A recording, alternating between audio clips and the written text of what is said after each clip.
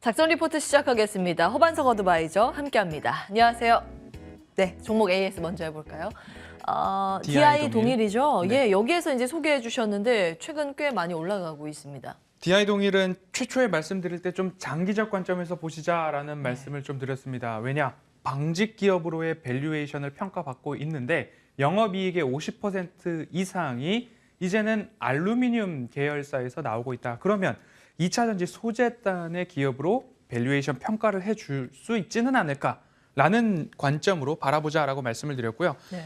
추세 하단에서 말씀을 드렸고 상승 이후에 소폭 조정받고 있습니다. 그럼 조정 시에 다시 매수 관점으로 보시고 목표가 중기 추세선까지는 1차적으로 꼭 보시자라는 목표를 제시해 드리면서 재미난 이야기 하나 해드리겠습니다. 어떤가요? DI 동일의 최대 주주는 정헌재단입니다. 예. 삼성역 인근에 DI 동일 빌딩이 있습니다. 정헌 빌딩이라고 하는데 예. 그 정헌 빌딩 안에서 2014년도부터 20년도까지 사실 안타까운 소식인데 직원이 회사 몰래 횡령은 아니고 이 최대 주주의 DI 동일 지분을 가지고서 담보대출을 받았습니다. 그런데 그것이 반대 매매가 나가면서 들통이 났고 결국 해당 직원은 징역을 살고 있다고 전해지고 있고 예. 어제 이와 관련한 2심 재판 결과가 나왔습니다. 오. 공익재단이 증권사에서 최대 주주 지분을 가지고서 담보대출을 받으려면 예. 여러 가지 부차적인 서류들이 그리고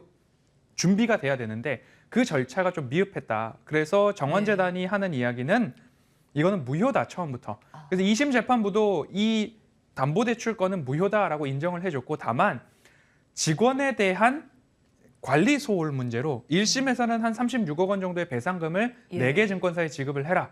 2심에서는 그보다 5억 원이 좀 줄어든 21억 원 가량을 26억 원 가량을 증권사에다가 줘라라고 판결이 나왔는데 이제 이 모든 판결들을 투자자의 입장으로 해석을 해보죠.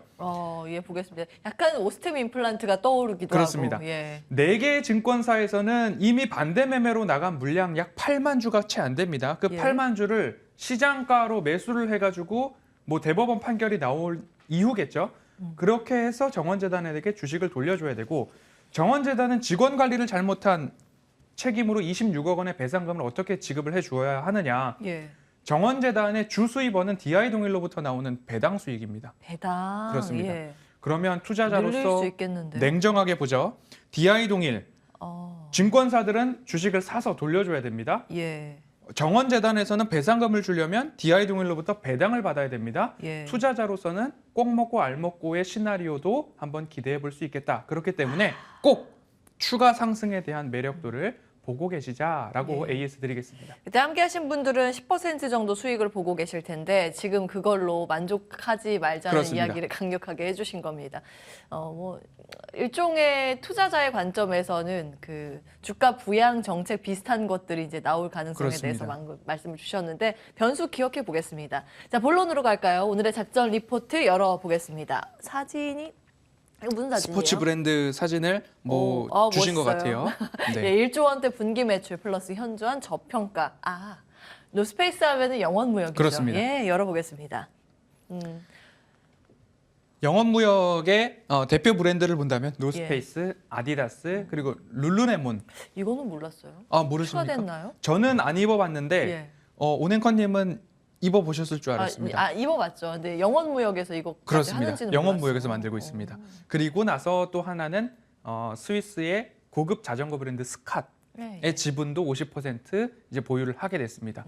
여러 가지 브랜드를 만들고 있는데 그만큼 글로벌 스포츠웨어 브랜드 OEM 1위 기업이다라고 보시면 누구나 다 알고 있는 영업무역을 오늘은 소개해드리고자 합니다.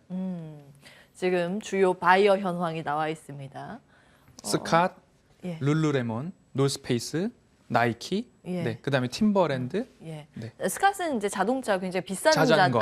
자전거. 네. 예, 비싼 자전거 그 브랜드이고 매니아층이 있다고 혹시 합니다. 자전차라고 말씀하시려고 했던 거 아니시죠?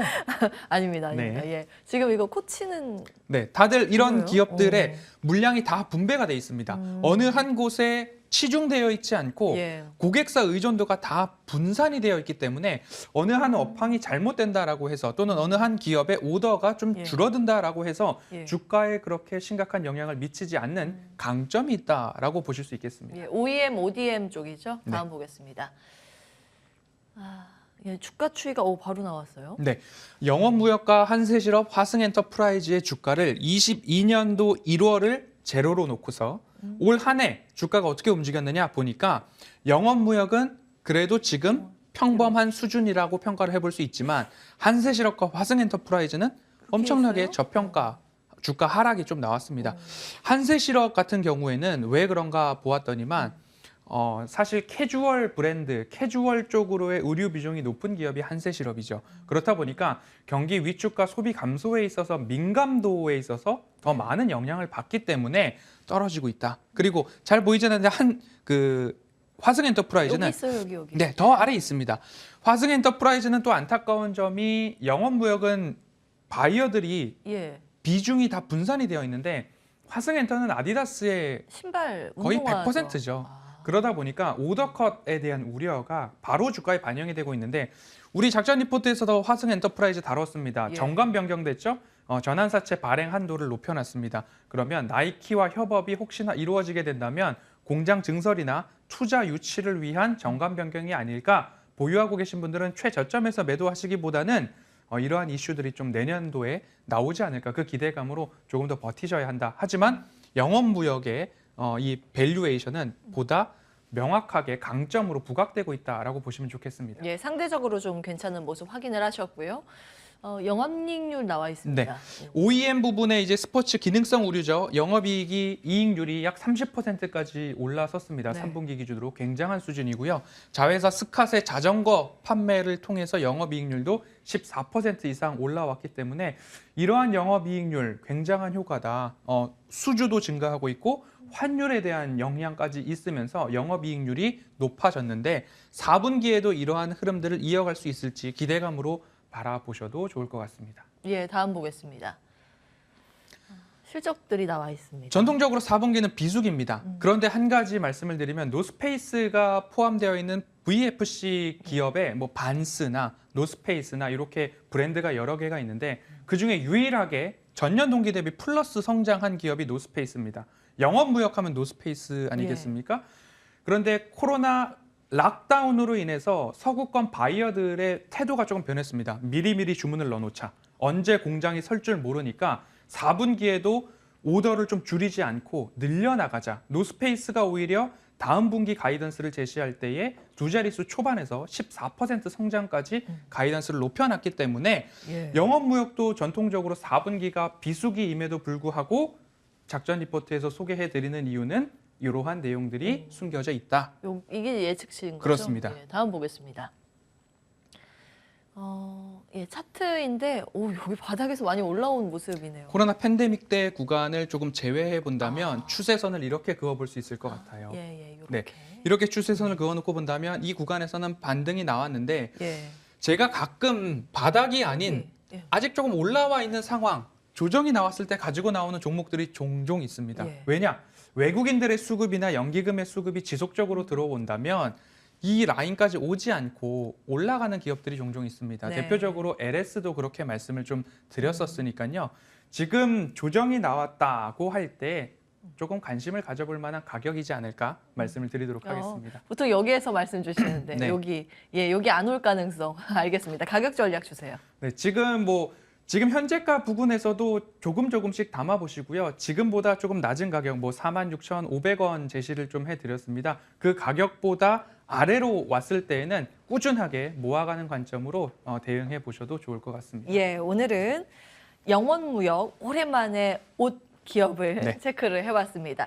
자, 이제 방송 중에 못다한 이야기는 이후에 무료 방송에서 네. 말씀을 해주시잖아요. 오늘은 어떤 내용 준비하셨을까요? 이제 우리 시장의 가장 심각했던 동시만기일 그리고 5거래일 연속 하락이 끝나가는 모습입니다. 다음 주 CPI, FOMC, 미국의 동시만기일을 앞두고서 우리는 어떤 관점으로 시장에 서 있어야 할까 집중적으로 다뤄보도록 하겠습니다. 예.